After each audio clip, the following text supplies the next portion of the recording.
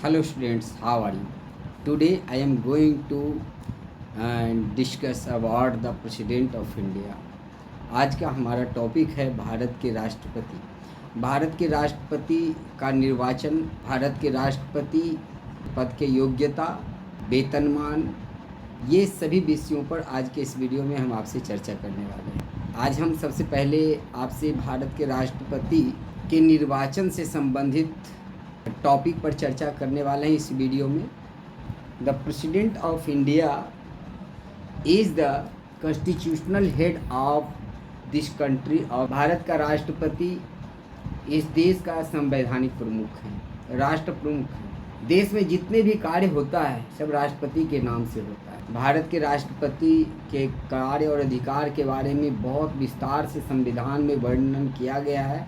सबसे पहले भारत के राष्ट्रपति कौन होते हैं इस पर विचार करना ज़रूरी है। हम जैसे बता चुके हैं आपको कि राष्ट्रपति भारत का संवैधानिक प्रमुख होते हैं, राष्ट्र प्रमुख होते हैं। चूँकि भारत एक रिपब्लिक है ना। भारत के संविधान के प्रस्तावना में लिखा हुआ है कि भारत एक लोकतंत्रात्मक गणराज्य है। तो लोकतंत्र और गणराज्य ये दोनों शब्द को समझना आवश्यक है।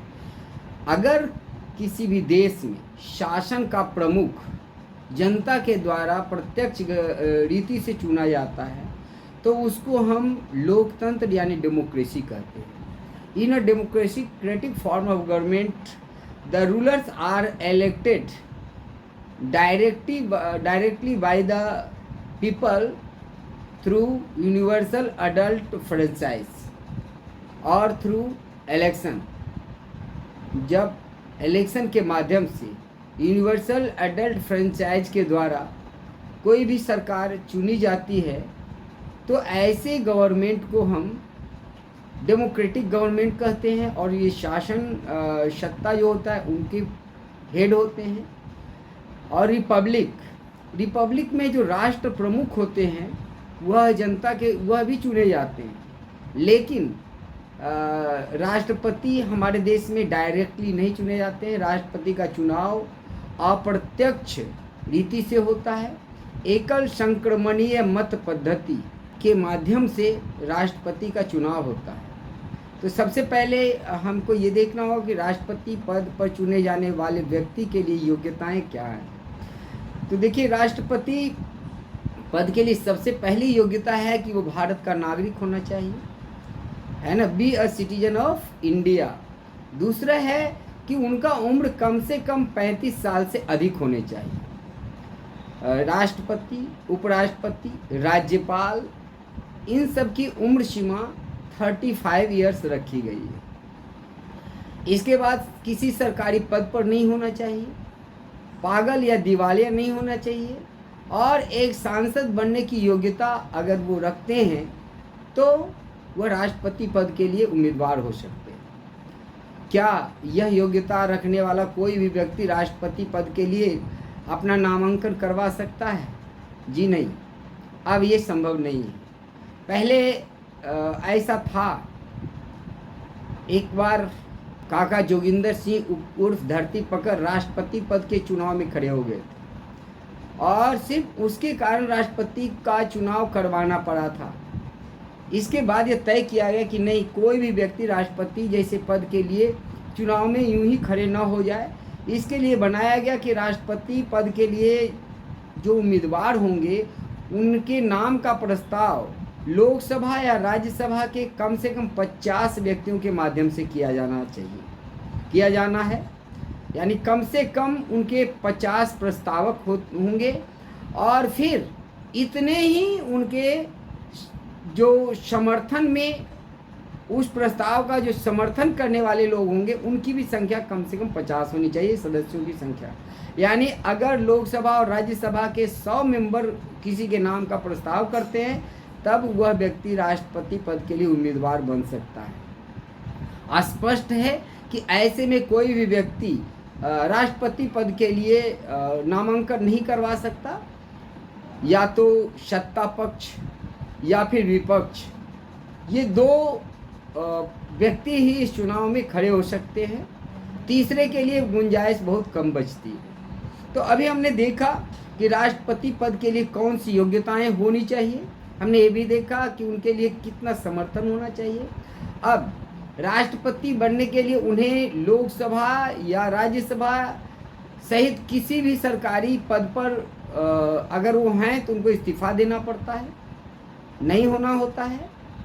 और अगर वो किसी राजनीतिक पार्टी से जुड़े होते हैं तो उन्हें उस राजनीतिक पार्टी से भी इस्तीफा देना पड़ता है।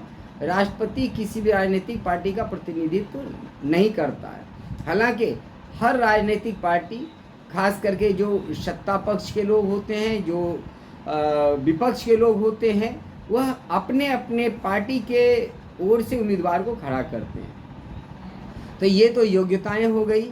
अब हम देखेंगे कि राष्ट्रपति बनाने का वो प्रोसेस क्या है। एक राष्ट्रपति पद के चुनाव के लिए इलेक्टोरल होते हैं।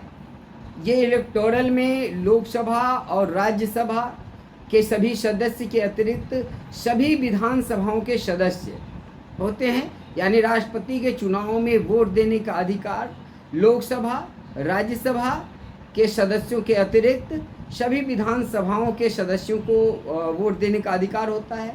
हाँ, राज्यों के जो MLCs होते हैं उन्हें राष्ट्रपति के चुनाव में वोट देने का अधिकार नहीं होता है।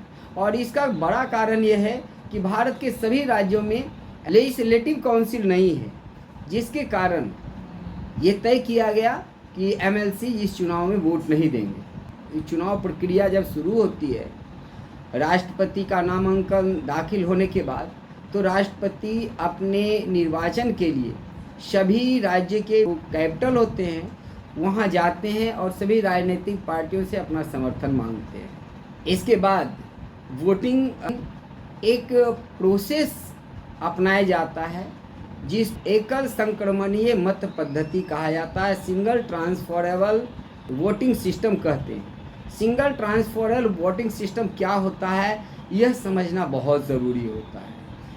सिंगल ट्रांसफरेबल मत पद्धति वोटिंग सिस्टम में जो भी उम्मीदवार होते हैं उन सभी उम्मीदवारों को वरीयता क्रम से वोट देना होता है। यानी जैसे कि यहाँ पर होता है कि हम किसी एक को वोट देते हैं और बाकी किसी को वोट नहीं देते हैं, तो ऐसा नहीं होता। वहाँ पर जितने भी कैंडिडेट होते हैं सबको वोट देना होता है। और हाँ, उनका वरीयता क्रम लिखा जाता है और बैलेट पेपर के माध्यम से होता है। जो आपके सबसे ज़्यादा पसंदीदा उम्मीदवार हैं उनको एक पहली वरीयता क्रम मिलता है, उसके बाद दूसरी वरीयता क्रम होता है, उसके बाद तीसरी वरीयता क्रम होता है। यानी एक भी वोट बर्बाद नहीं होता। अगर 50% से ज़्यादा वोट राष्ट्रपति को नहीं आता है तो सिंगल ट्रांसफरेबल वोट किसको मिला है, उसको वो वोट जो 2 नंबर का वोट है वो उसमें ऐड हो जाता है। इस तरह से सभी के वोट की गणना होती है। अब राष्ट्रपति के जो वोट देने वाले मतदाता होते हैं, यानी लोकसभा, राज्यसभा और विधानसभा के सदस्य, सबके मत का वैल्यू एक नहीं होता। और यह एक प्रक्रिया होती है जिससे कि राष्ट्रपति के वोट देने वालों की, यानी जो मत मूल्य होता है, मत का मूल्य होता है, वह कैसे निकाला जाता है यह समझना बहुत ज़रूरी है। जो राज्य की विधानसभाएं होती है उसमें जितने भी मेंबर होते हैं उनसे उस राज्य में जो पॉपुलेशन होता है उसमें भाग दिया जाता है और जो रिजल्ट होता है उसे फिर 1000 से भाग दिया जाता है। और इस तरह से प्रत्येक MLA के वोट का वैल्यू निर्धारित होता है। इस तरह से देश के हर राज्य के जो विधायक हैं उनके मत का वैल्यू अलग अलग होता है। जहाँ ज़्यादा जनसंख्या है वहाँ विधायक के वोट का वैल्यू ज़्यादा होता है, जहाँ कम जनसंख्या है वहाँ विधायक के वोट का वैल्यू कम होता है। एक बार फिर से समझ लीजिए कि total population by the number of MLAs divide 1000, यानी जो भी वोट जनसंख्या है उनमें जो राज्य के विधानसभा के मेंबर हैं उतना उसको वटे में करके फिर 1000 से वोट दिया जाता है। इस तरह से हर विधायक के वोट का वैल्यू निकाला जाता है और यही प्रोसेस एमपीज के वोट का भी होता है। आपको पता है 6-7 विधानसभा मिलाकर के एक कंस्टिट्यूएंसी लोकसभा कंस्टिट्यूएंसी बनती है, तो उनका जनसंख्या ज़्यादा होता है, तो राज्यसभा या लोकसभा के सदस्यों का मत वैल्यू अधिक होता है बनिस्पत की विधायक के। और इसके बाद फिर एक निश्चित तिथि को मतगणना होती है और जिस भी व्यक्ति को बहुमत यानी 50% से अधिक मत मिलता है वह विजयी घोषित होता है। लेकिन अगर किसी को पहले बता चुके हैं कि प्रथम वरीयता में आधे से ज़्यादा वोट नहीं मिलता है, तो जो दूसरी वरीयता वाले वोट होते हैं, जो यानी कोई भी आदमी किसी को पहली वरीयता दिया लेकिन दूसरी वरीयता पहली जो जीत रहे हैं उनको दिया है, तो दूसरी वरीयता वाले वोट उसमें जुड़ जाते हैं। हर वोट कीमती होता है। इस तरह से राष्ट्रपति का चुनाव होता है। तो इस वीडियो में मैंने राष्ट्रपति के चुनाव प्रक्रिया का वर्णन किया है और हमें उम्मीद है आपको काफ़ी अच्छा लगा होगा। अगले वीडियो में मैं राष्ट्रपति के वेतन, राष्ट्रपति को जो सुविधाएं मिलती है, आपको पता है राष्ट्रपति का कार्यकाल 5 साल का होता है, राष्ट्रपति की पदच्युति, इन सब बातों के बारे में हम अगले वीडियो में वर्णन करेंगे। Thanks for watching, have a good day.